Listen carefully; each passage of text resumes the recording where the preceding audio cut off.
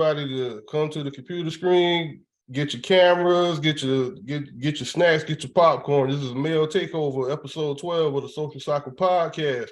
Y'all already know I'm Brent. That's it, Brent. That's all I am, is Brent. Everybody, go and introduce yourself. I am Nijere, but everybody calls me Nye from King Street. I live in Charleston now, so yeah, that's pretty much it. And my name is Royalty Real, and I am the host of the Raw Educated Analysis of Life podcast, or the Real for short. And it's an honor to be back on the Social Cycle Podcast. Let's get this thing cracking, man. Gentlemen, it's a pleasure to meet you fellas. It's a pleasure to meet you fellas. We got an interesting show tonight. We're going to be talking about Black women. So, don't cancel us. We're just having an open and honest conversation. We still got our other two female co-hosts listening close by. If we get out of pocket, they can message us and keep us on the straight and narrow. And just to let everybody know how much of a male podcast this is tonight, I was in the car writing down notes on a bill that I think I paid, but we find out if I get the delinquent notice or something. But anyway, let me go ahead and start this segment off. First question for the night: what is your relationship like with Black women? And Royal, I'm gonna start off with you. My relationship is great with Black women. I treat people how they treat me, if that makes sense. Like I love Black women, but I see that there's flaws in everybody. Like, so just like there's flaws with me, there's flaws with everybody, but I don't put Black women, all Black women this way, or all, like, I had a good relationship with my mom before she passed. I've had great relationships with plenty of women. Like Booney is my best friend now. So I have great relationship with Black women. That's what's up, man. That's what's up. What about you, Nijere? I have a wonderful relationship. I think I got a good relationship with Black women. It all depends what kind of woman we talk about and what kind of relationship that we are referring to. But in general, I love Black women. Obviously, I got here a beautiful, wonderful Black queen myself, Olivia, whose birthday was just yesterday. But yeah, it all depends on what aspect you're coming from. Like, I feel like our Black women are vital to society in general, but definitely to the longevity of our longevity as a race, I guess, if that makes any sense. But yeah, it's like I said, it really depends on what type of relationship, whether it be a platonic relationship or something intimate, friendship, whatever, mother and son or family member. It's all. I try to treat everybody how I want to be treated, so I keep everything pretty cool. Well, since I'm the host tonight, my relationship with Black women is one that I cannot see anybody else internationally, interracially fulfilling. Like, a Black woman would be able to understand me more, relate to me more, and be able to talk and communicate with me more in a better way than anybody else. So I love the fact and stuff like that I have a great relationship with a lot of Black women. That's all I'm surrounded by is Black women. So this episode tonight, we're going to talk about some uncomfortable truths that may, cause some tension and some friction amongst Black women tonight. But they're conversations that need to be had. We're not going to be disrespectful. We're not going to be over talking each other. We're not going to, portray Black women in a negative light. But we're also going to have, like I said earlier, uncomfortable truths, which leads me to my next question and or topic. Men, how has rejection in your youth affected your perception of dating Black women? And I'm gonna start off with Nijere on this one. That's a good topic, man. That's a good question, actually. To be 1,000% honest, man, growing up, I didn't get no play from the girls, man. Like, not until probably like probably till I say my latter part of 16, 17. But girls gave me a hard time when I was growing up. Obviously, we were poor, didn't have much, so we had food and clothes. I didn't see that back then. You know how kids are. They probably meant, I don't know, they probably didn't mean nothing by it. But yeah, I had it rough, man. Girls ain't really I got teased in school and stuff like that. I don't mind because it is what it is. I do pretty all right for myself now, so you know what I'm saying. But yeah, it definitely was rough, man. Yeah, I didn't have much. My first actual girlfriend was white. I guess that's kind of the first. That's crazy, but I didn't really know how to talk to girls either because my dad, he didn't help me. He was real strict. He was the Christian type, and I don't think it really played too much of how I view women now. Probably in my early 20s, it did, but now I don't really hold that to them. Like it doesn't affect how I approach situations now. Now I got a totally different outlook on life, and so I try to not to hold things against people as much. It's not good for healing.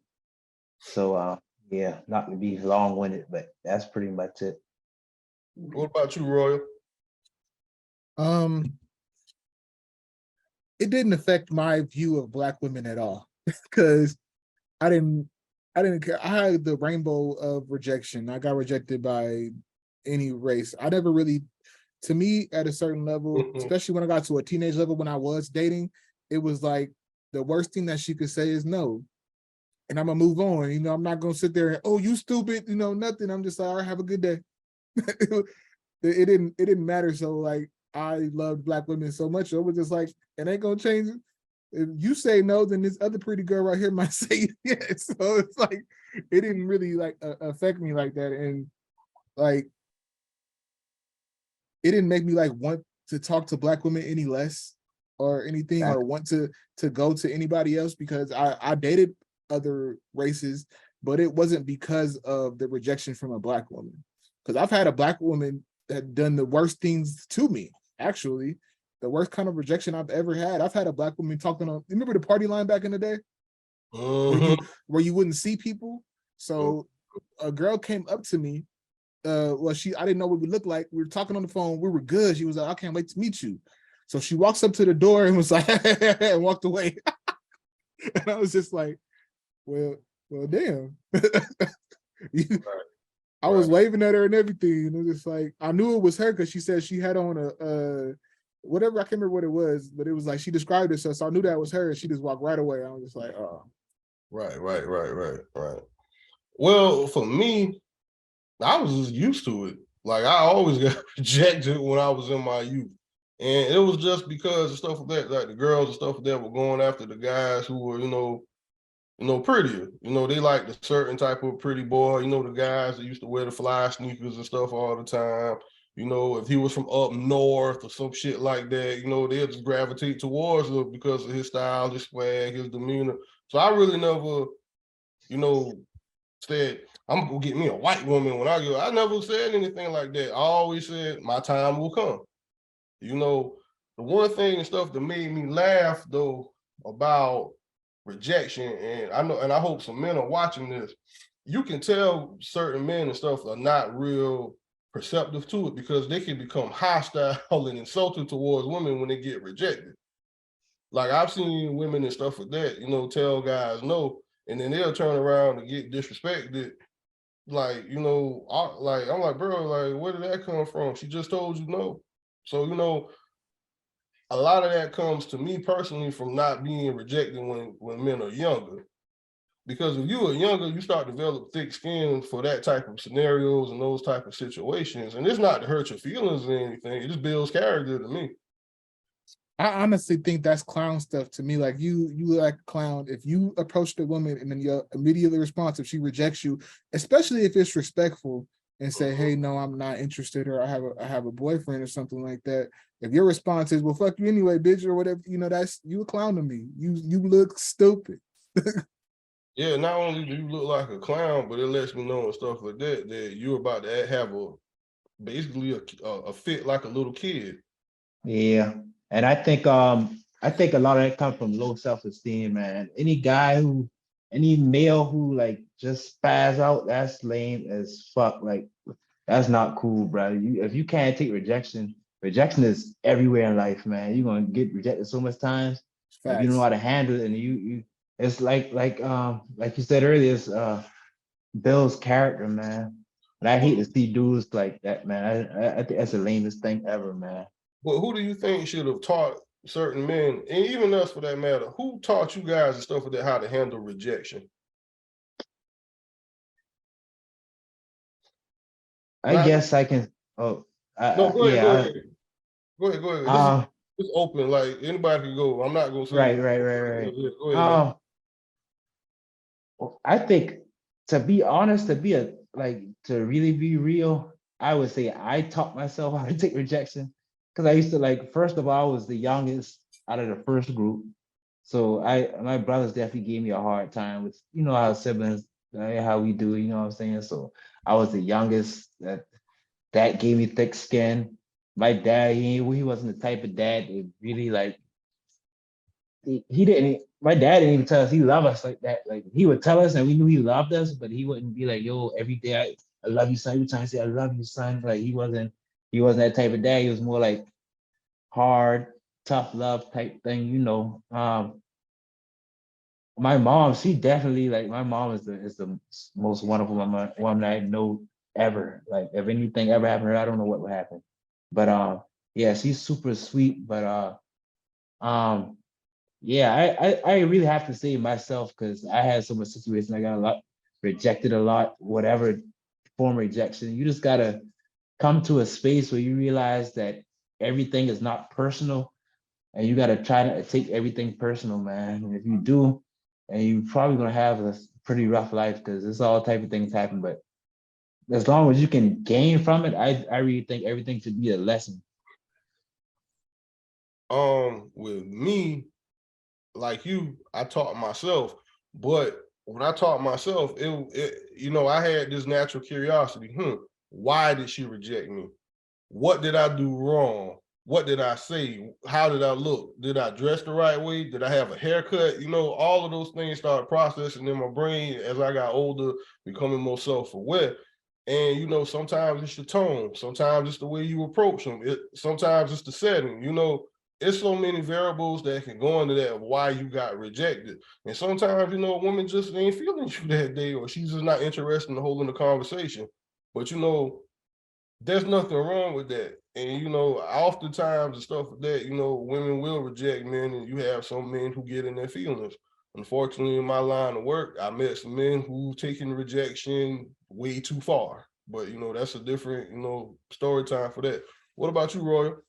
Same. I taught myself. It wasn't that big of a deal.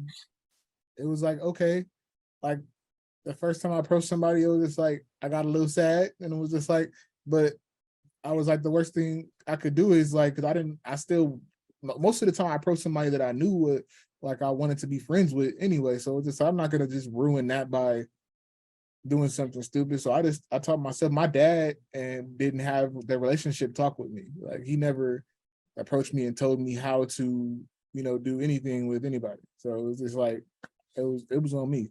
So. All right. So that leads me into my next question, even though we kind of answered it earlier, but I'm still going to ask it anyway. Has a Black woman hurt you to the point of seeking interracial relationships? Anybody can jump in on this one. I can definitely say yes, and it's nothing against Black women, but at a certain point in time, I really felt like, especially this generation of women, I was like, man, like the aspects I'm looking for in a wife, I wasn't seeing it, especially like with social media in the play, and I feel like it's this image that a lot of people are just going for. But not even that, man. Just you know how sisters get, man. Sometimes they get that attitude where you just like don't want to deal with it, man. It's sometimes it can be a lot to deal with. I just think, yeah, I definitely reached to a point where I was like, and not it wasn't forever at all, because to this day I will always say the black woman is that's the most purest, highest form of being you can be. But yeah, I was at a point uh some years ago. I was like, yeah, I should probably look into other things. I guess I'm more of I like to try new things anyway. So I went out, you know what I'm saying, and it was like, yeah, it's probably because especially the relationship I just had left out of, it was like, yeah, that was rough. But also, with that being said, everybody is not the same way, and I had to grow to realize that too. Like, just because I had a bad experience with this black woman does not mean all black women not are like that. Which I already knew that, but I just had so many combined bad relationships back to back. Like it was starting to pile up. So And you know what you said earlier about social media, social media has a powerful impact on people as well, especially with, the telepathy of how people view and think and look at certain things, because certain people and stuff they can manifest what they see online, and they can, portray, give off that vibe and that energy of rejection, as we stated in the stuff there earlier. But Royal, how has a black woman ever hurt you to the point where you could think about going interracial? Hell no. No, no. Not in the slightest. Not even, I never even considered that. I don't generalize people. So it was never like, oh, in any facet of life where all people are this way or all black women are the same. No, not even remotely considered it. It was just like, okay. But I knew that, especially when I got grown, I'm like, black women are the women for me. I'm not going nowhere else. Yeah, man. For me, the same. I'm accumulation with you on this one, Royal. Like, it's never ever crossed my mind, because that's all I'm around are black women and black people. So, I don't have like that dating rainbow as you stated, where I can go this place and go that place. Nah, black is where it's at, and that's where I'm sticking with. yeah. And just to add to what I was saying earlier, it wasn't, I knew that all black women wasn't like that, but it was just so, like I said, it was just so much piled up back to back. I was like, damn. And then, like I said, the values I'm looking for and all the women that I saw available, I was like, yeah, I definitely, it wasn't what I was looking for. So I was like, yeah, I can, you know what I'm saying, just to check out the possibility. But like I said, I got me a black queen today, man. I love her to death. Like I would like that's the best woman I ever met in the world. So yeah, I ain't gonna get it screwed up now. Yeah, I got you. black is definitely where it's at. Yeah, for sure. All right, next question, fellas. Why is being a single black woman such a champion trope in our culture? Anybody can jump in on this one. I will say my personal answer is because I think it's partially everybody's at fault to to be how I feel about it. Yeah, I feel like it's more than one party at fault. I feel like a big thing is black men. We have not been stepping up to the plate like how we should have. I was blessed to have my dad in my life my entire life, but my biological mother actually left me when I was 6 months to go smoke crack, man. And back in the 80s, well, I was born in the early 90s, but anyway, back then that was the thing, you know what I'm saying? And my dad, he just was wanted a different lifestyle, and my mom left me when I was 6 months old. So, but I was blessed with a wonderful mother figure who I call my mom today, and she'll always be my mom. But yeah, just to me, I feel like between black men not stepping up and just certain women being dependent upon welfare, uh, some women would rather this guaranteed amount of money. I'd rather get my child support such and such time. That's right. I don't have to communicate with him. I feel like all those are cumulative effects of of where we're at today, with single mothers feeling like it's a trophy. I me personally, I commend every single mother because that is a huge job to even try to have a crack at. But yeah, I wish men, to me, definitely more than anything is the black men. Uh and I feel like if we get the black men on board, that'll definitely win some women over, but some women got their own views. So yeah, that's what I think about it. What about you, Roy? Before even social media came into play, there was the whole, independent black women, strong black women. And I feel like it was misinterpreted to make it seem like being single was better. But I think that you can be a strong black woman and still be in a relationship. You know, I'm reminded of the song, one of my favorite Jill Scott songs is I Need You. Because it says, I can do all of these things on myself. I could change the light bulb. I can kill the spider. I could change my own oil, but I still need you. And that's the thing we, in society, well, I don't need nobody type of thing. When everybody needs somebody, you can't do everything by yourself. Eventually, in every facet of life, you're going to have to get resources from somebody. And I think that it kept growing and growing and growing. I don't need nobody, or the old phrase, I can do bad all by myself. It was championed so strongly that I think it's become overwhelming to it's like a fever pitch now. Before, in the 90s, when I was growing up, I heard strong black women, independent black women, but now it's even more in your face, where it's like, I got these kids and I'm by myself, and it's just like, yeah, I don't need or want anybody, but it's like, well, I could, and it makes everybody else think, well, I could be that way too. Instead of, I feel like that comes from a place of hurt for them, And so instead of trying to fix it, they just gonna keep perpetuating the same thing. It's a endless cycle. Yeah. When you said Jill Scott, I started thinking about NDRE, Steady Love, when she did the video with David Banner, and she was highlighting black love. She was talking about black love, as well as, I forgot my other favorite singer. She made a song about black men for black men. But anyway, I agree. You talking about Angie Stone? Yeah, Angie Stone. I agree with pretty much everything both of you have said, and just to come in and extend upon that. Outside parties and stuff like that love to agitate and stir shit up amongst black men and black women so damn bad, to the point I feel as if like trust is not there. We are so quick to highlight hypothetical situations that have not happened to us at all and use that shit as an excuse to further separate each other. And to me, that is causing this separatist movement amongst black men and women, to the point now and stuff like it's damn near almost impossible to repair unless we address it full-fledged and actually commit ourselves to doing the work with ourselves and with our women as well. Because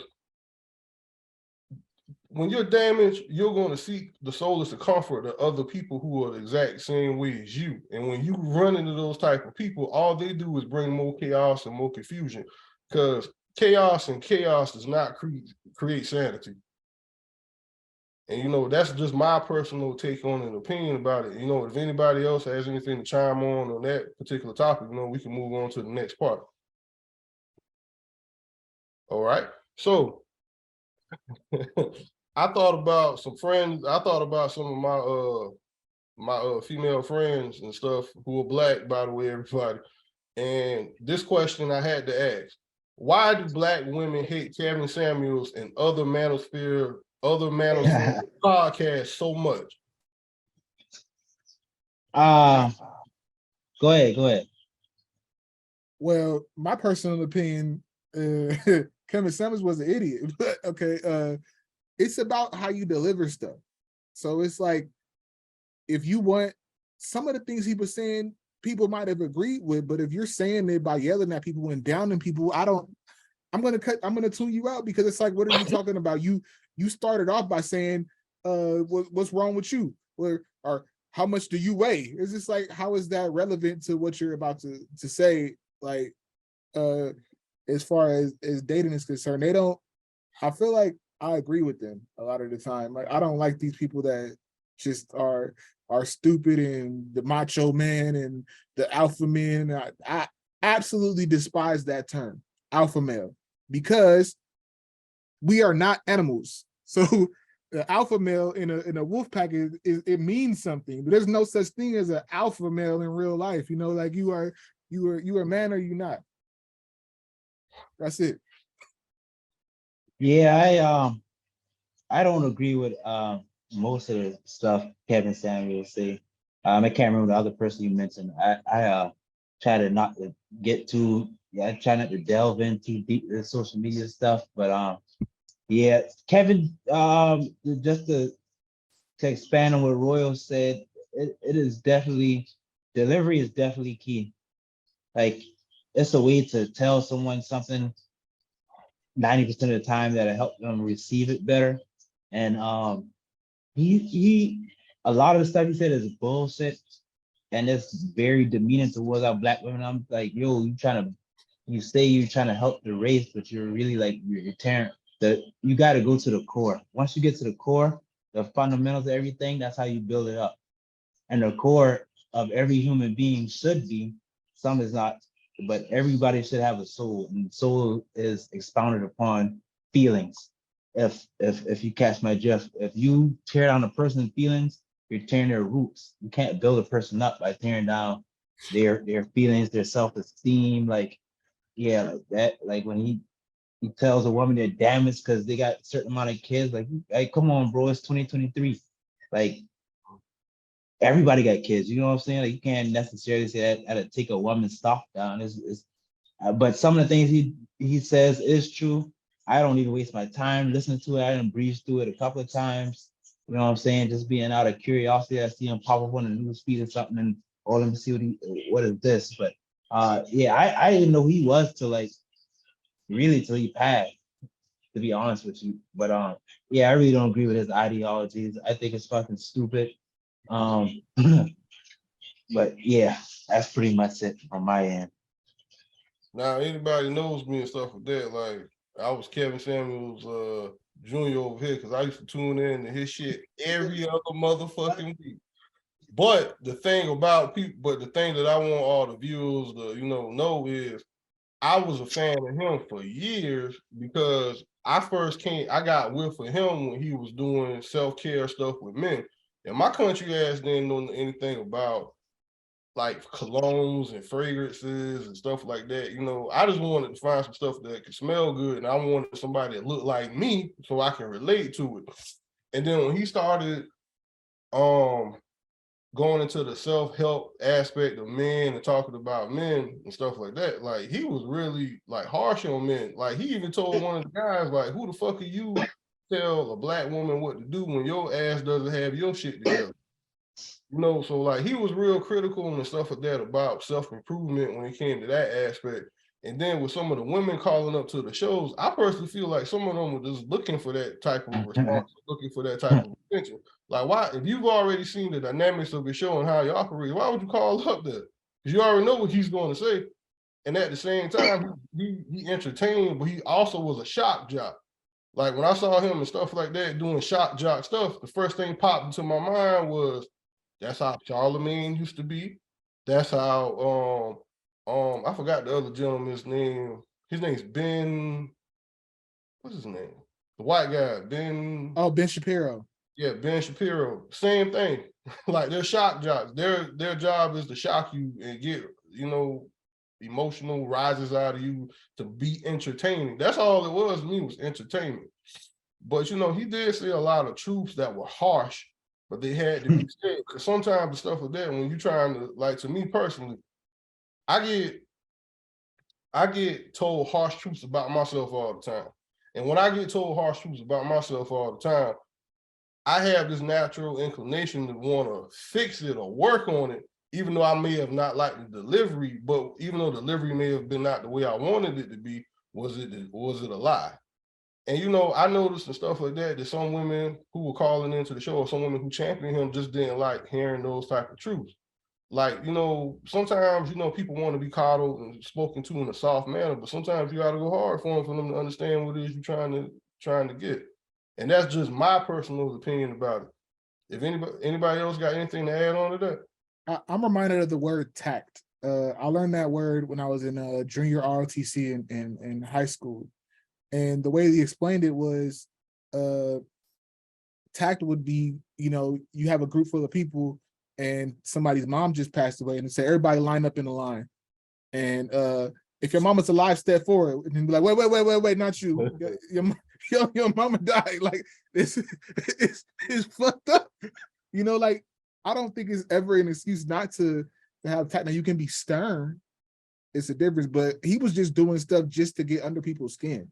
And that's how it first came across my feed, is because he was just being real disrespectful, berating of this woman. And I'm like, come on now. Yeah.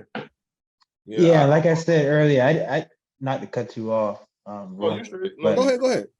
yeah, no, I mean, I like I said, I don't even really pay attention to him that much, so I don't know everything of what he ever said or nothing like that. I'm not a big fan of his. I didn't really check him out, so a lot of stuff I don't know what he said. But yeah, just a couple of snippets I did hear. I definitely didn't agree with the delivery, and yeah, that's a gracefulness you gotta try to add to everything, man. You can't just be so harsh. You know what I'm saying?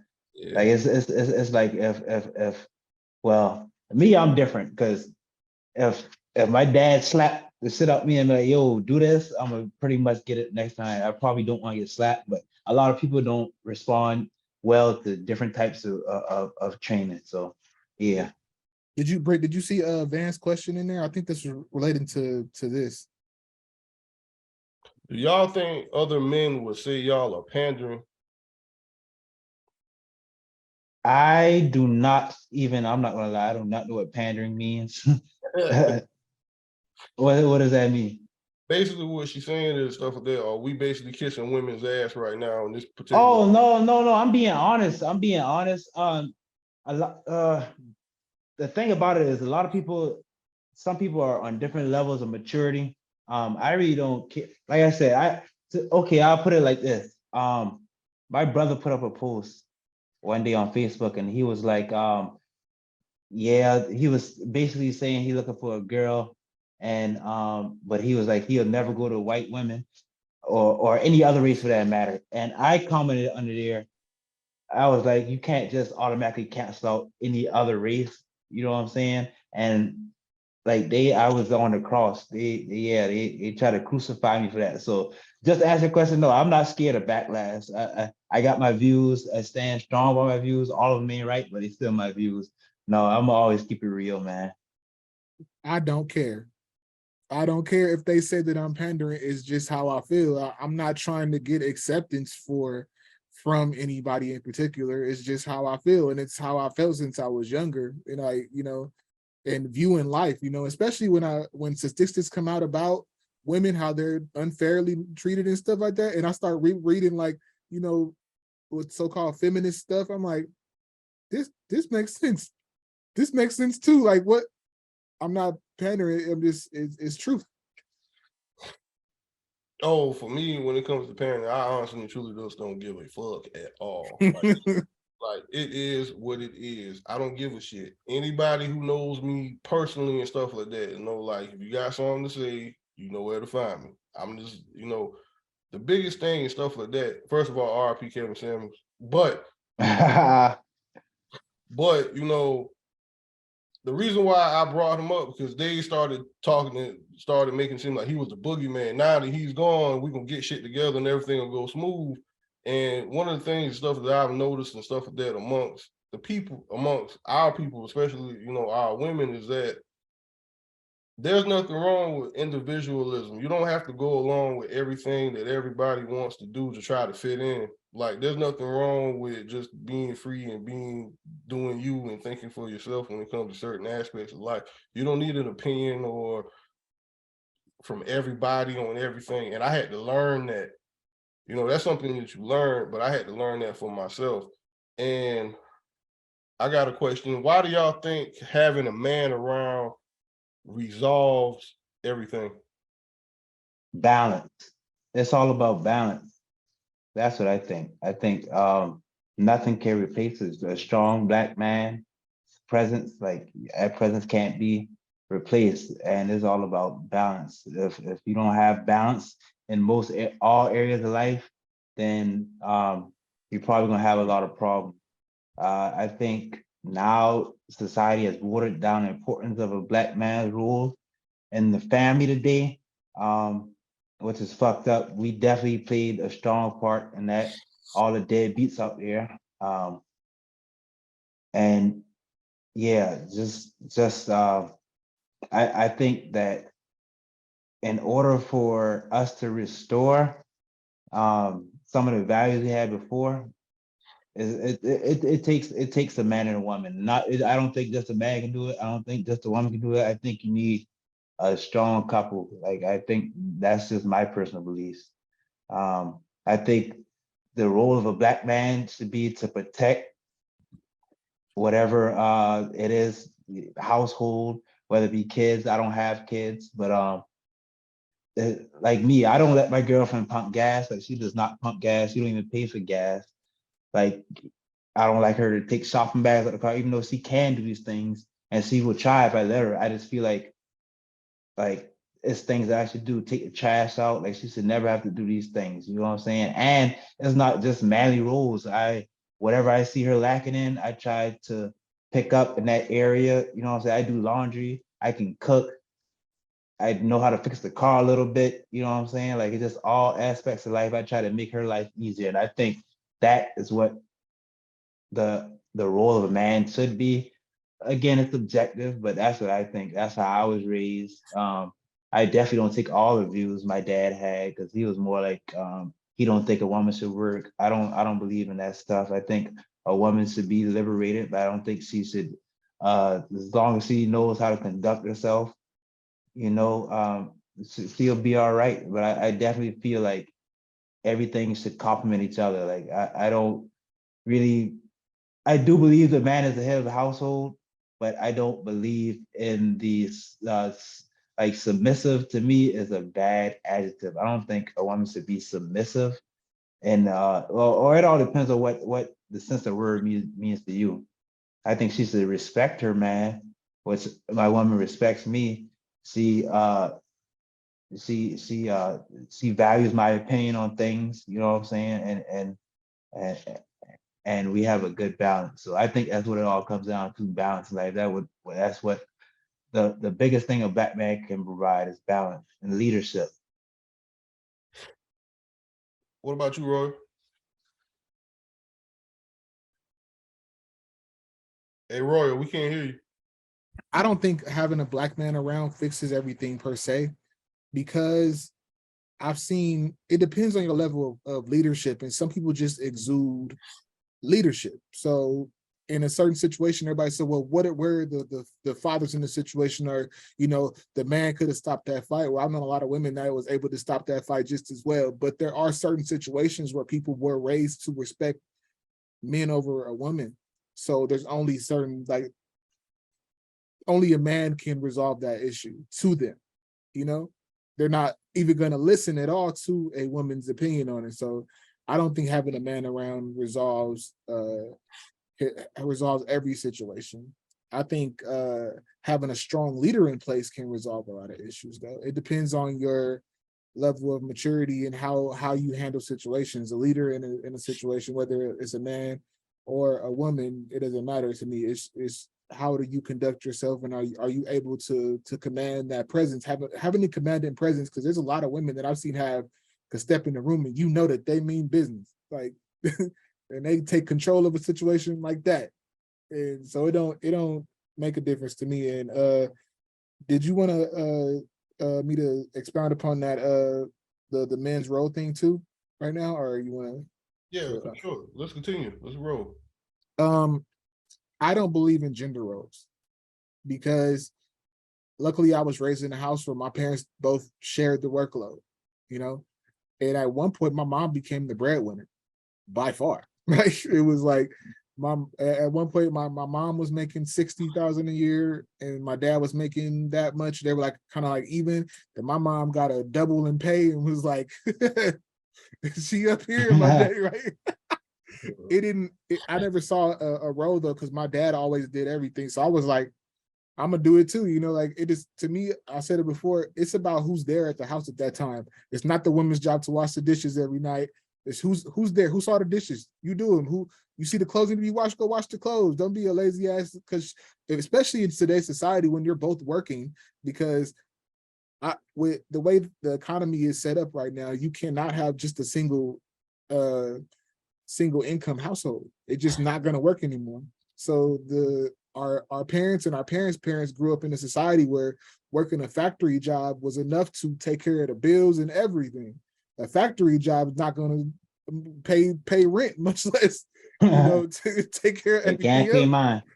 Facts. So it's like there's no role to me. I think the each person's role is to respect the person, and it matters how you view things too. It's perspective and the way you were raised. What's your moral compass? What is something that you're okay with? Some women want their men to do this. Like you said, you don't want your women to pump gas and stuff like that.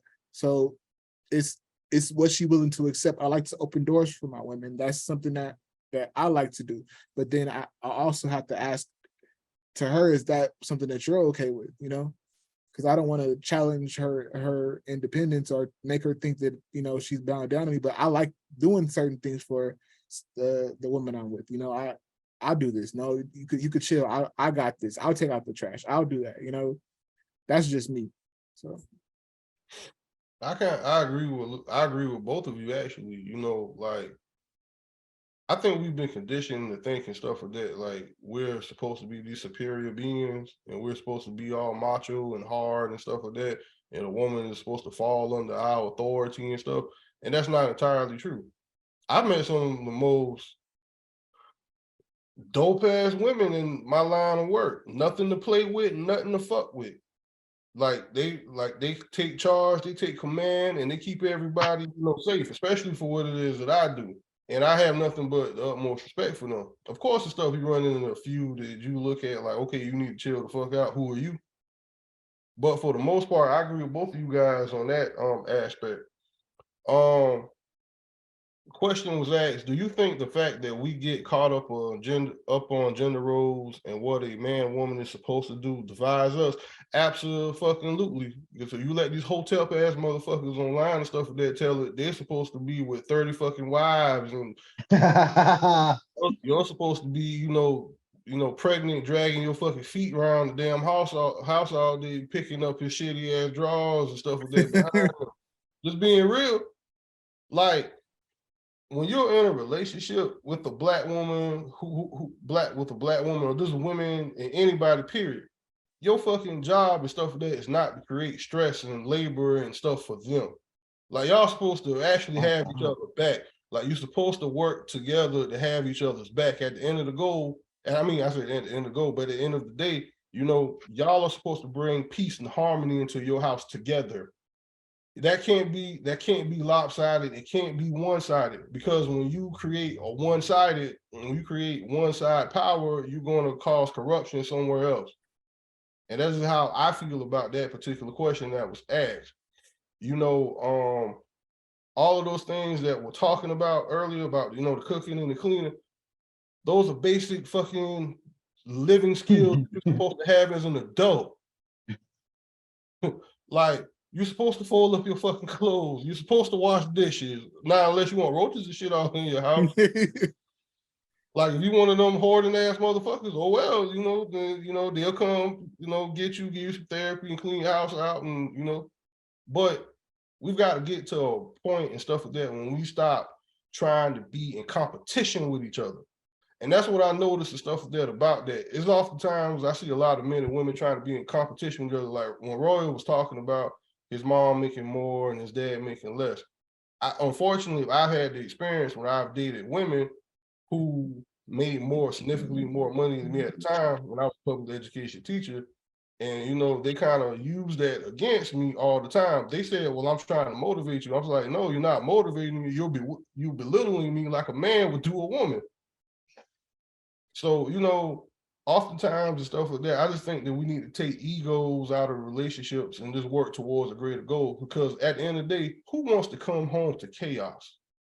I want to come home to peace and harmony. I don't want to come home to fussing and fighting and competition and battle of the wills and all that type of stuff. Like that shit is whack. Yeah, and you want to go ahead, Royal? Or? No, you can go ahead. You can go ahead. Oh yeah, I just wanted to say it does divide us as a race. It's definitely competition. It is, I think it's all about being unselfish. Once you get to a certain level of maturity, you just realize that, like you said, Brent, it's all about really just getting your woman, like making sure your woman or your significant other is comfortable. My woman, my girlfriend make a lot more than me actually. Like, it's not way more, but it's a good bit more. You know what I'm saying? But I also have more streams of income, but I would never feel like less of a man because she makes more than me. Like, no, I think that just speaks to her gymnast and her career, and I think that's a good thing. It doesn't bother me at all. But I know a lot of guys that be like, yeah, I can't have a woman that make more than me. Why not? Boy, like, what does that mean? She makes more than you. Like, is that a bad thing? I mean, you have to make more than her. Like, why? I think it's just it's being selfish, man. I think it's very selfish. And I definitely feel like it divides us as a race amongst households, man. It's the world has changed so much, man. You can't view the world like how it used to be viewed because if you do, you won't be living in reality. Yeah, You most know, definitely. Most definitely. A question was asked: how do you cultivate? I mean, can I chime in on that before you go? Go ahead, Roy. My bad, man. There was a video I saw with this older black man, and he was like, I grew up, I'm the one that was the breadwinner in the house this whole time, how it's supposed to be. And I'm just like, your old way of thinking is not, it's not cool. Like it's not how it is anymore. It definitely divides us. It definitely does. I think we need to start having conversations with people instead of everybody saying, well, women want this, and this, and men want this, and this. How about you have a conversation with whoever you get with and figure out what y'all want together? What is your strong suit? Okay, just so happen that he might be better at cooking than you are. So maybe he should do the cooking. Okay, and just might so happen that your daddy taught you how to fix cars as a woman, and you know how to change the oil better than he does. This or that, but I'm the man. I need to go out there. No, it does not matter. It's your strong suit. Y'all need to play to each other's strong suits and know each other's weaknesses as in a relationship in order to understand. But it definitely divides us because everybody thinks that they're less than when they see these posts or whatever. Well, men do this and women are this way. I was with my ex-wife. We did a class called Love and Respect, and one thing that we found ourselves in afterwards was after every session we were like, well, I sound like the woman and you sound like the man. I'm just like, so we're not cookie cutter. And we had to come in there and tell them that. I'm just like, and it was like, no, the Bible says no, like I'm this way and she's this way. She likes to clam up when it comes down to an argument and what is it called, stonewalling. She likes to do that. I'm the one that let's talk it out and everything like that. So, well, the man is supposed to be that way. So, am I a woman? I started questioning him. Is something wrong with me because that's the way I think, or that's the way I feel? It's no one way to view things. It's about what works for you in your relationship. Mm-hmm. Basically, what it boils down to is maturity and having a conversation. Facts. Like, you got to take egos out of the equation. You got to take the gender role thing out of the equation and have an honest conversation. Case in point, like we were talking about earlier with cars. I know a little bit of stuff that about cars, but I dated a girl who was just, her dad was a mechanic. That was his business. Who was she around all the time? Her daddy. I ain't gonna sit here and lie. It was kind of a turn on. We at the house and stuff. I go to her dad's garage or whatever. She out there working on working on her dad's transmission on a truck or something like that. Hell yeah, baby, you want some lemonade? Hell yeah. So Not the lemonade. yeah, hey, a fresh squeeze too. I'll be right in the kitchen with her mom. Trying to tell you. Hey, I'll be right in. I'm like, baby, you want some bread? What you want on your sandwich, baby? So, you know, like for me and stuff, like personally for me, it all boils down to maturity. Like, can I have a mature conversation with this person without them getting in their feelings? Because when you start dealing with people who are not emotionally secure or don't have the social intelligence and emotional intelligence to be with them, that's not going to be a compatible relationship. And then you got some people who are just power hungry, regardless if they're a male or a woman. And there's nothing you can do with that. Either you gonna stay, deal with the bullshit, or you gonna walk away. Which one you like? There's no gray area with that. How do you cultivate peace and happiness for yourself when you're single versus when you're in a relationship? Anybody want to jump in on that one? I feel like it's just about in a relationship, especially, it's about, like I said, having those conversations, being honest with some people, and everybody deserves the right to make the decision for themselves what they want to deal with and what they don't want to deal with. And I think when you're single, you need to be coming up with that. What do you want? What do you want in a relationship? What are your hard stops? And creating your boundaries. And you can start that in single life, which is something I wish I would have done more, because I was a people pleaser at a point. And so I wanted to make everybody happy, but I noticed like I'm sacrificing my own happiness at a certain point, and it really carries over into relationships when people please, because you want to please your partner so much that you are giving up things where you need to know it's okay to say, no, I don't like that. I don't want that. This is where my boundary is, and it's okay to set those up. That's how you can cultivate peace, is being honest, have those real conversations. And I think it's a good thing also to have an evaluation, whether it be yearly or quarterly in a relationship. Hey, because you're going to change. You're going to change from, I'm not the same person I was from 2020. So, hey, let's talk about it. I'm cool with this now. I've matured a little more. I'm better. So I'm okay with this now. So you got to have those conversations. It's because we're ever changing people. So if you are able to realize that we're ever changing people, you can cultivate your own peace. Yeah.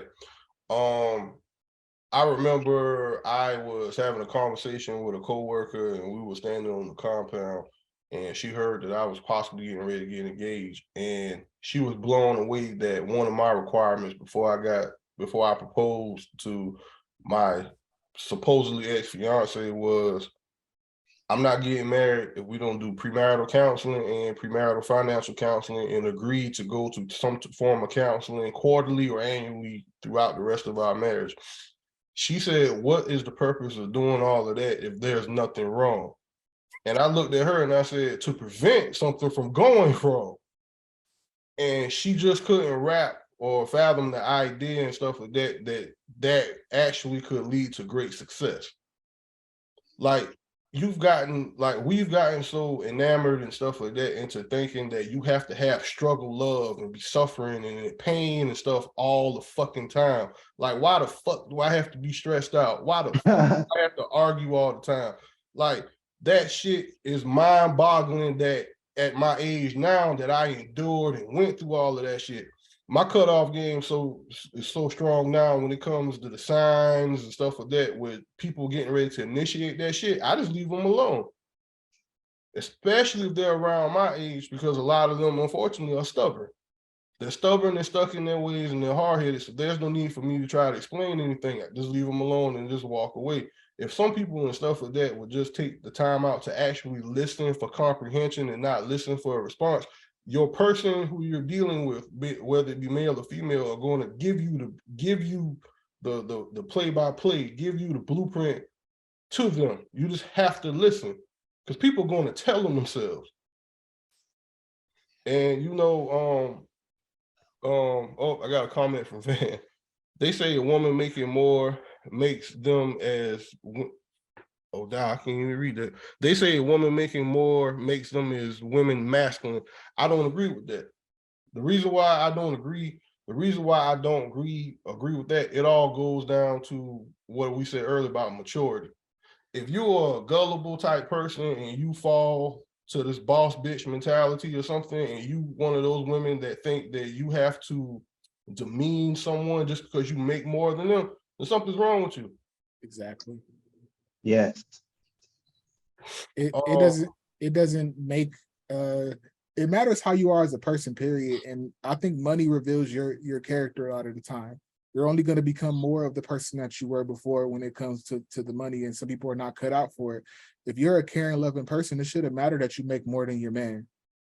How much is he putting in to you though? If he's making less than you or whatever, but he's doing everything he can for you, then it shouldn't matter how much money that person makes. Are y'all able to take care of yourselves and each other, especially when you get in a relationship, a marriage especially? It's about what we have together, you know. It's ours, and that's how I 100% think about it. It's not about who makes more, because I've been in relationships where women have made a lot more than me. It don't matter to me. That's fine. I'm gonna yeah. do me and you do you. I know. And hey, let's keep climbing up this ladder together. You know, for me in particular, you know, we were talking about the women. I've dated women who made more money than me, and I was almost getting ready to get married. You know, before my ex, I was dating an attorney. She was making a lot of money, but I noticed the stuff like that, like her upbringing and her coming into money and stuff like that was starting to change her for the worse, because it started to show me her real true colors.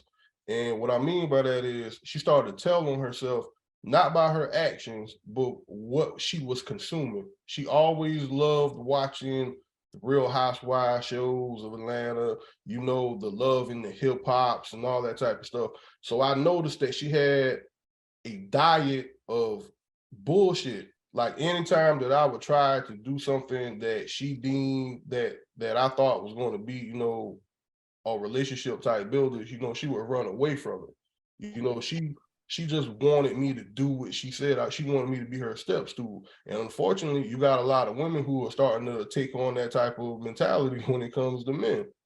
And you know, unfortunately, social media is playing a big part in, like I said, you know, destroying the perception of what a marriage is and stuff, or what a healthy relationship is between a black man. Like we really, if you look at TV, we really don't have healthy representations of that. Like girls and stuff like that are talking online all day about Krishan and Blueface. Like that shit is wild to me. Like they're literally going to kill each other. Facts. I Like honestly would not be surprised that that comes out, that they do something to each other that's so horrible, and then it comes into question who's to blame at that point, because Right. Both of them. because it honestly, it's the society that eggs them on though too, because they're doing this stuff for the views and clicks. She's acting stupid because I saw a No Jumper interview where she was just drunk as could be, like just drunk and crying and about to sock him out and everything. I'm just like, what is wrong with y'all? What is y'all keep inviting them on because y'all want this? Y'all want to continue this toxic ass relationship. So they're not gonna just have a breakup. Something's bad's gonna happen with that situation, because people will keep wanting to see it unless their time is up soon. See, I hope it is. And I think it's just this aesthetic that's being popularized, that like toxicity is the thing now, like, or that means that you love the person the most you can love them is being toxic. That is fucking bullshit, man. That's the most lamest thing I ever saw, man. That's it's crazy at how people like really think that, oh, because I try to hit you with my car. And the thing about it is, my last relationship was extremely toxic. She was way older than me. I should have never been in a relationship, but long story short, it was toxic. And when you are in a toxic relationship, the most thing you want is that you want to get out of that relationship. Or for most people, for a regular person, some people love it. But for me, I just wanted peace. I wanted peace. I wanted to be able to come home and not argue. And there was an argument every day, and that will literally drive you crazy. Like I was turning into a person that I was not. And that was the biggest eye opener for me. Just the like everybody think it's so cool to be toxic, man. This shit is not like it's not cool, it's not fun, it's not funny. It's really mental. A bad relationship will have you thinking that you're going insane. A bad relationship will affect your mental health as well as your physical health. Like there's been I had a similar, situation with you, and it was like I was just there, just existing. It's like I was in clouds and stuff like that, walking around and stuff like that, because nothing I could do was, nothing I did was, good enough. And it came to a point where, luckily that person was removed from the relationship. But I understand exactly everything that you're saying. And oftentimes and stuff like that, with our women and men, we weren't really taught how to really communicate with each other. Sometimes, we've been taught that fussing sometimes and fighting and shit like that is how you project your love, and if you don't get a rise out of this man, he doesn't love you, or if your woman doesn't slap you, she doesn't love you. Like that's some wild ass shit there. Yeah, that's some I didn't, little kid I, shit, man. right? Like I didn't know that you have to be. I didn't know that you had to be in a damn near fucking gladiator fight with your partner for them to know that you're supposed to love them. That shit is wild. And it, And, and and a lot of times it's taught by not just the words, it's example, because you see these toxic traits in people, and you kids seeing their parents fight and argue, instead of, I honestly feel like it'll be a whole lot better, because it's like, oh, don't have a disagreement in front of your kids. It's much better to have a disagreement in front of your kids, but show them the right way to fix stuff. Like, hey, mommy and daddy have a disagreement. We're gonna sit down right now and talk about it. right. And we resolve the issue. That, man, do you know how much better the world would be? But it goes back to our other collaborator said, nobody was taught conflict resolution skills. I'm not gonna get too deep into it, but I had a situation where I had to address my whole immediate family, like my siblings and my parents and stuff like that, was a situation that happened. And my mom and dad both went, you know what, you're right. We weren't like, we were taught how to be good role players, but we were never really taught to understand how to effectively lead and converse with our siblings to try to resolve anything. And because what we'll do, we'll argue, fuss, fight, sweep that shit on the rug, act like it never happened. We never address it. Right. And That's also, the thing in a black family, where it's just like, it's taught from early childhood, where a lot of parents, they get mad at you or whatever, and especially they say something wrong, and their version of I'm sorry is, you want to go get some McDonald's. mm-hmm. And it's like, that don't fix what you just did. Right, No. right. Or hit you with the, hey, you want something from the store? Right. And that don't fix I nothing. think, yeah, I think that's a big thing too, because like my dad, I mean, he didn't realize it, but he did a lot of bullshit when he was young, and he never apologized for anything. And that just is, I think, like things like that, we have to teach our kids accountability. Like if we don't teach them, like, okay, I'm grown and you're a child, but I can be wrong too. Like, and it's okay for me to hold myself accountable as well. Like it's just not okay just to yell when I'm angry all the time or this or that. You know what I'm saying? That's a big aspect of it too, I think. Yeah, and you also, I chime in on that. Prideful men and prideful women are dangerous people, because they're never, ever, ever going to admit that they were wrong for anything, but they'll go move mountains, part rivers and streams and oceans to prove to you that you were fucking wrong. And you have to be very mindful when you're dealing with someone like that. I don't give a fuck if you're a male or a female. You know, it's an interesting dynamic and stuff that we need to explore more, and we need to talk about. Like, we need to have healthy conversations instead of always trying to get into a healthy shouting match. Like, it goes back to what we talked about earlier. A lot of people create hypothetical situations they've never even been in. Like, I had a homegirl recently. Man, the black man's going to beat me up. So I'm like, what are you talking about? All you was white guys. That's all you ever did. How would you know? Right. I was asked by our collaborators, what could we do? She asked, as a woman, what could we do for men like you to show more support? I feel Uh, like I feel like Go ahead. I feel like it starts with like those social media platforms where I'm the type of person where I don't we're not finna slander black people. So it starts with that, not talking down on people and not generalizing people. I feel like women shouldn't generalize all men. That's the thing that I hate seeing on social media, like those posts where it's just like, why do niggas do this? It's just like, No, be no, specific. Yo, nigga. exactly. Why did Yo, Joe nigga. nigga do that? Yo, nigga. The one you were fucking. The one you were fucking. The one you had a baby with. Talk about him. Don't talk about all of us. I agree with Exactly. you on that. My bad. I mean cut you off, Roy.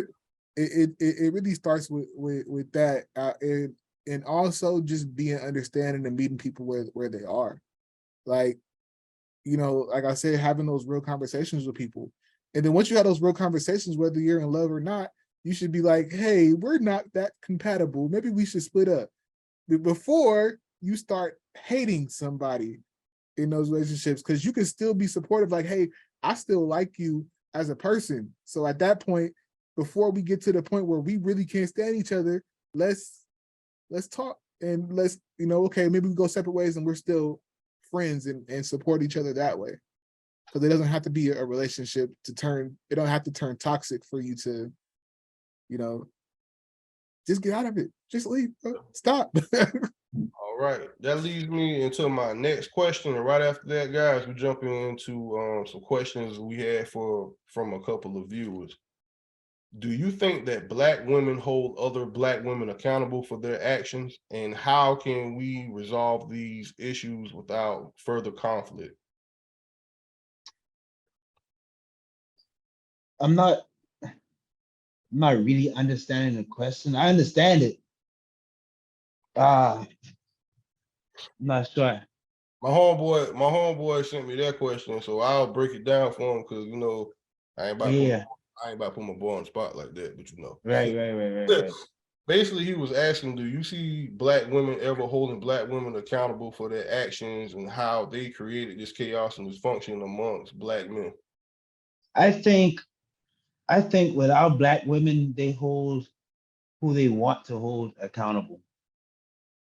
Like I feel like if you a certain status or a certain star, like that person can do whatever, and they always gonna be, oh, she right, we love such and such, she's amazing. And a regular one of your friends, or not even a person that you know or group with, can do the exact same thing she did, and you would like hold her to a different standard.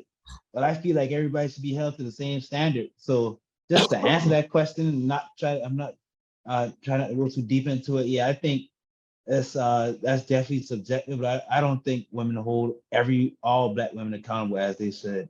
Or I don't think they hold each other to I don't think they hold all women to the same standards, if that makes sense. I 100% agree with that. I don't think they hold people accountable to their actions. A lot of times they want the scapegoat. So a lot of times they'll see a woman showing bad behavior or doing something bad, and they automatically assume that it's the man that triggered her to do that, instead of being like, no, you are responsible for your own actions. It doesn't, I think that a lot of women need to start calling out and saying, oh, well, I support the sister because she Black. Especially like we're talking about Black women. Like, no, you screwed up. You need to call out these women who are doing the wrong things, who are doing abusive things, who are showing toxic traits. Call them out. Stop it.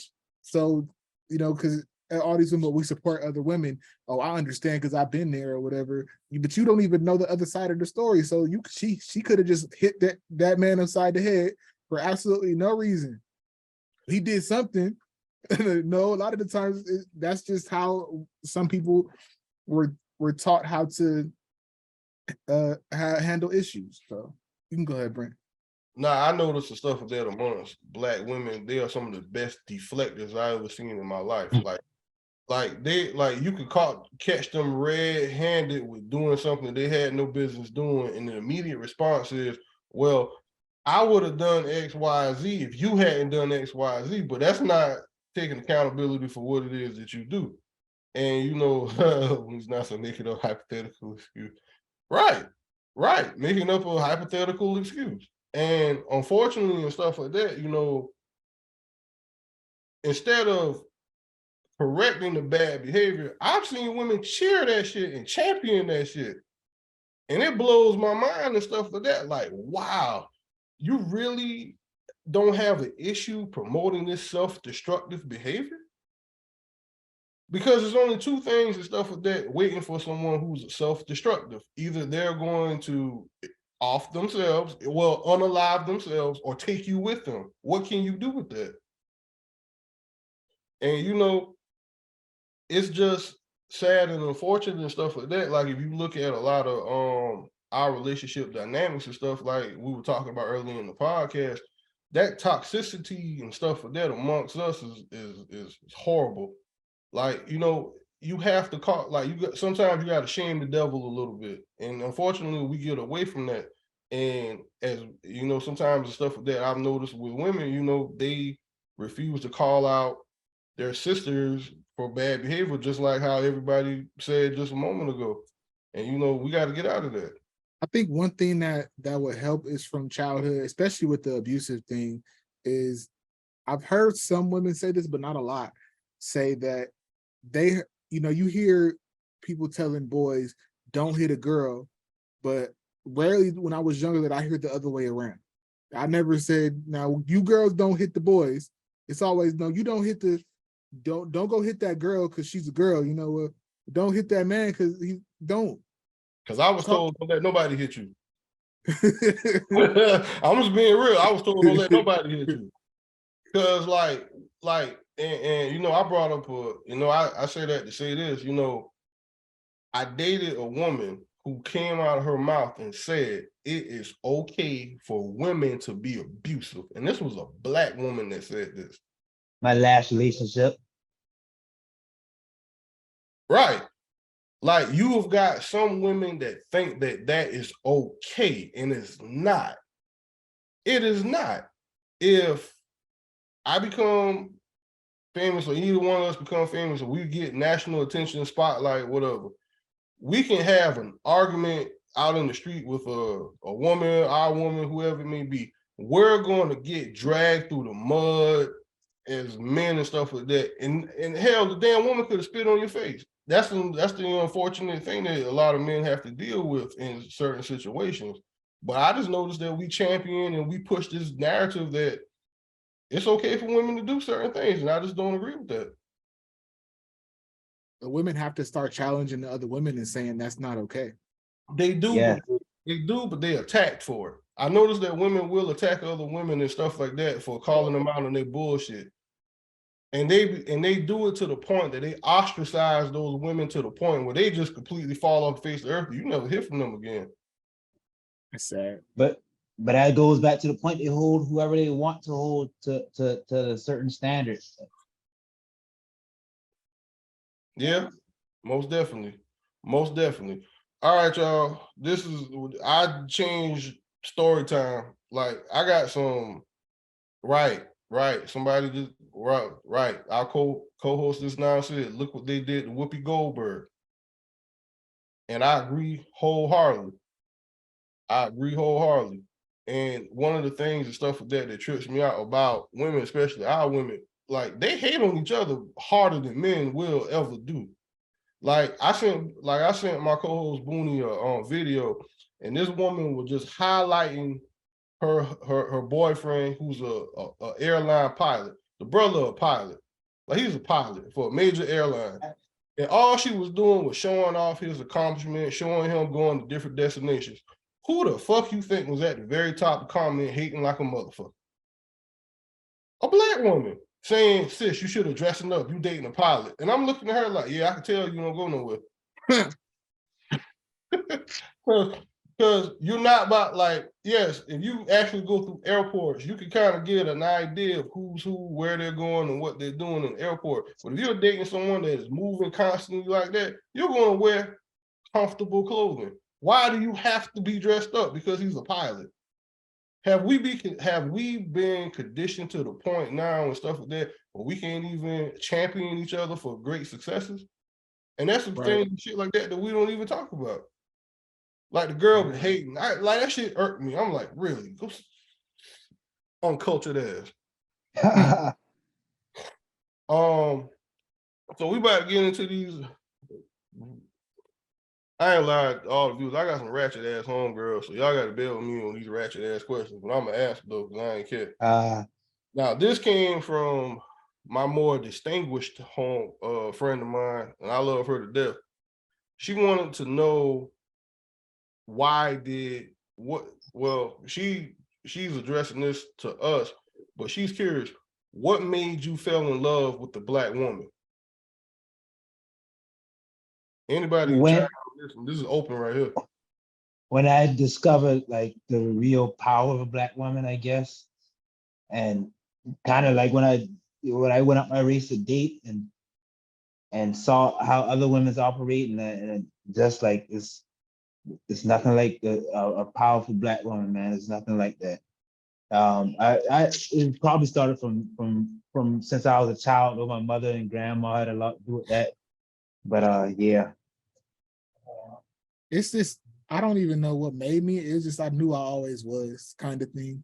I can't pinpoint a certain time when it was, but I knew I was having dreams that I was gonna be married to a Black woman, and a dark-skinned Black woman at that. So it was like I always saw the power in it, and the more I learned and stuff, like how much power they have and everything. It's just Black is beautiful. So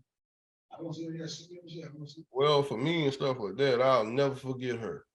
I was in never forget, I was in first grade, and in walks the most beautiful Black little girl I ever seen. We around the same age and stuff. You couldn't tell me that is my baby.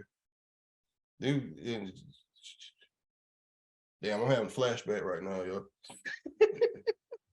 But that's when I realized and stuff like that. And when I saw her, I was like, that what I like, that what I want. And after that, it was a no-brainer stuff for that for me.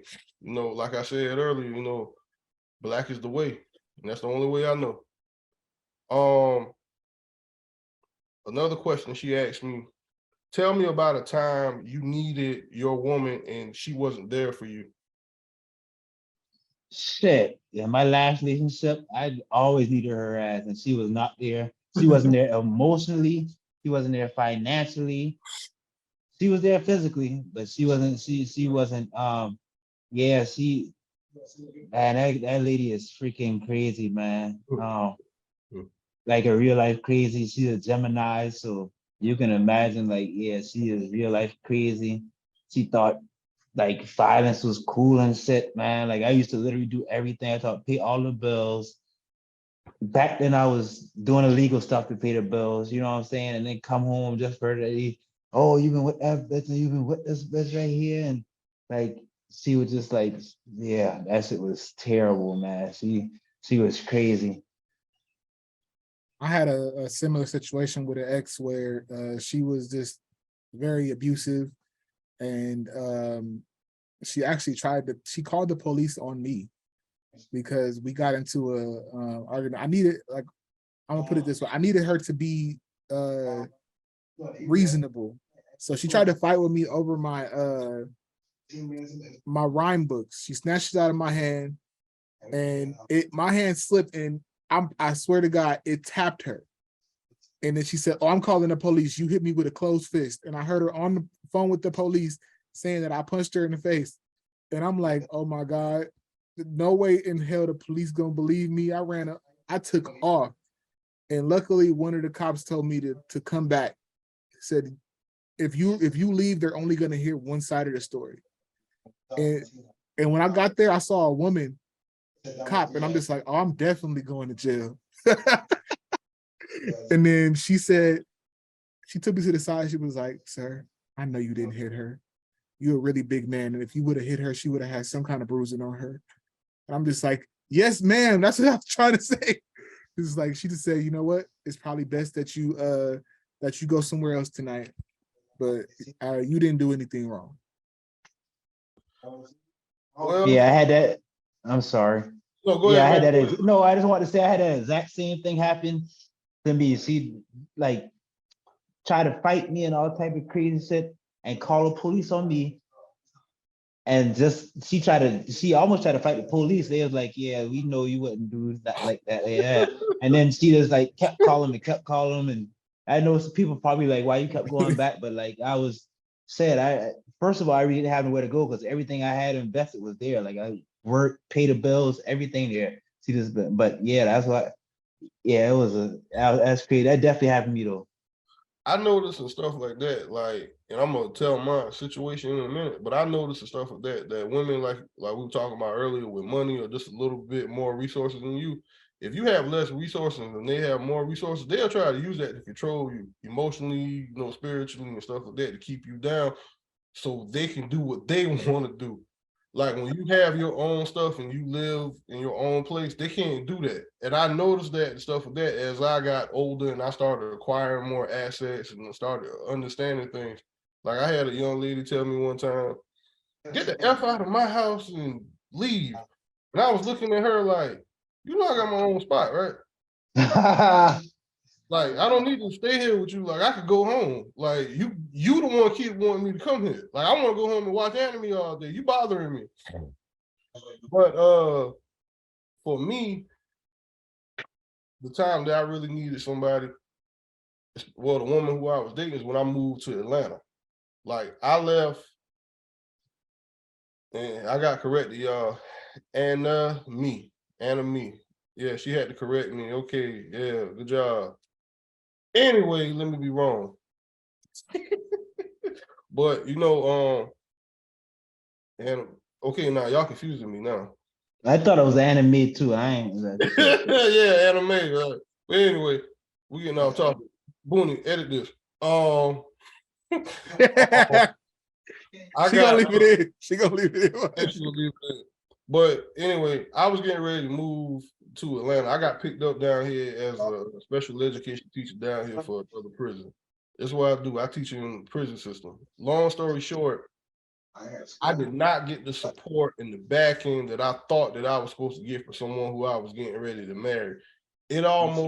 She almost made it seem as if is like I was trying to take her from her family, and she's tried to get me into an emotional debate, or just control everything that was trying to go on in my life. And I just feel like she just wasn't supportive because she was a little low-key jealous that everything wasn't starting to come into fruition in her career the way she wanted to. And that wasn't the case at all. Like I left South Carolina to better myself. It had nothing to do with trying to take you away from what you were accustomed to. And that kind of sucked because I thought we were gonna make it. But it was a lesson learned. So I'm not mad or upset or anything like that. Hell, I'm doing great. Shit, well, fuck I care. But anyway, next question comes from my ratchet ass homegirl from the crib, all the way from 305. Yeah, yo.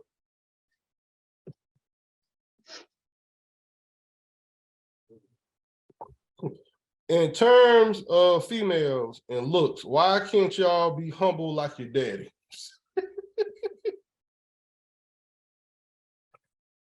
Yeah, she answered that question, and I just answered. Yeah, oh my God, this girl a fool. All right, what she wants to talk to ugly girls or something? I don't understand. y'all got to excuse her. She considers herself the Section 8 sex symbol, so I already expected.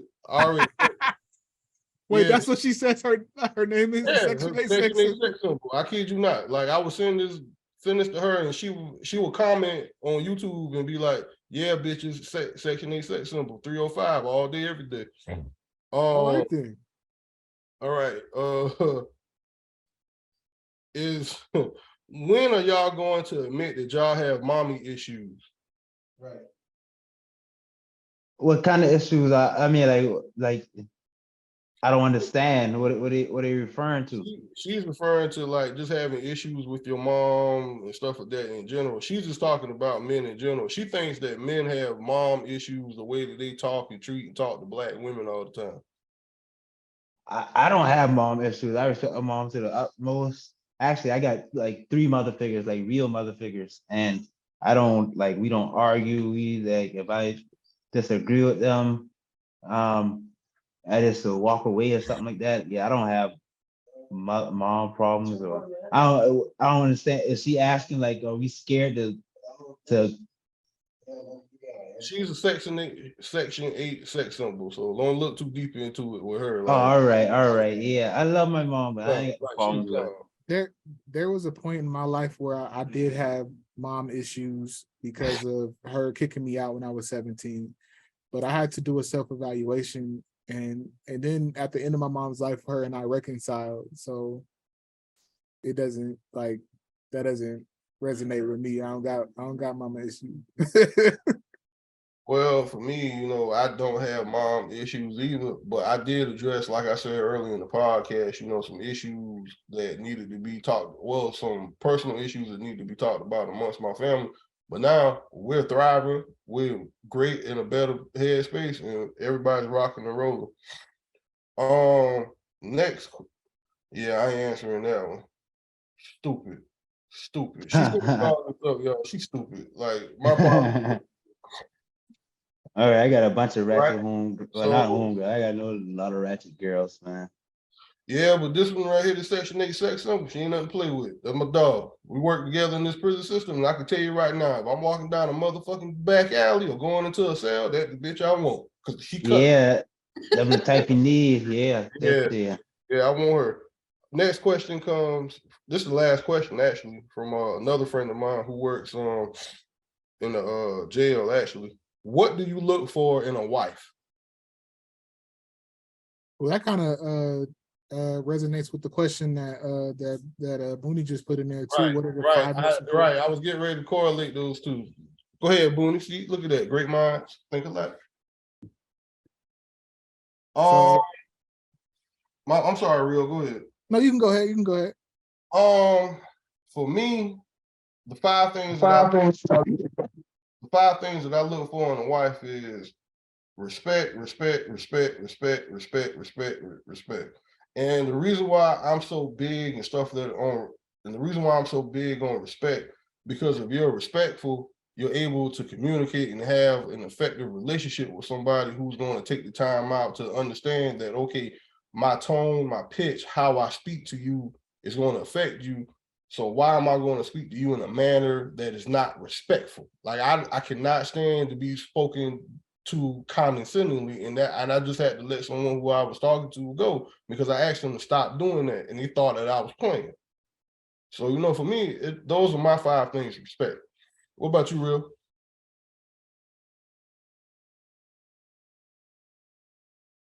Real, we can't hear you. I said intelligence is a big thing for me. Honesty. Uh, I like a creative, like whether it's drawing or whatever, just some kind of creative because I'm a creator, so got to, have some kind of creativity. We could vibe on that. Emotionally available, emotional maturity, and then I guess all around maturity. That's something else important. Yeah, the only reason why I kept saying respect because for me, all that encompasses that for me. Other than that, right. Do we lose? All right, so this is a part of the show where we normally do story time, but all right, I was just asked the question: what is manhood to you? Real, kick this one off. What is manhood to you? To me, manhood is about being an honest person and being honest with yourself and being able, it's more just being an adult, being willing to admit when you're wrong, accept when you accept your responsibility in situations, and being able to lead, being an example. For me, my definition of manhood is pretty much everything that you said.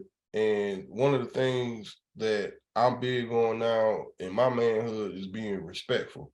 Like, I'm not arguing. I'm not arguing with you. I'm not going back and forth. Case in point, like I said earlier, you know, I asked someone who I was talking to recently to stop talking to me in a condescendingly manner, and I handled the situation more maturely than I would have if I was in my 20s.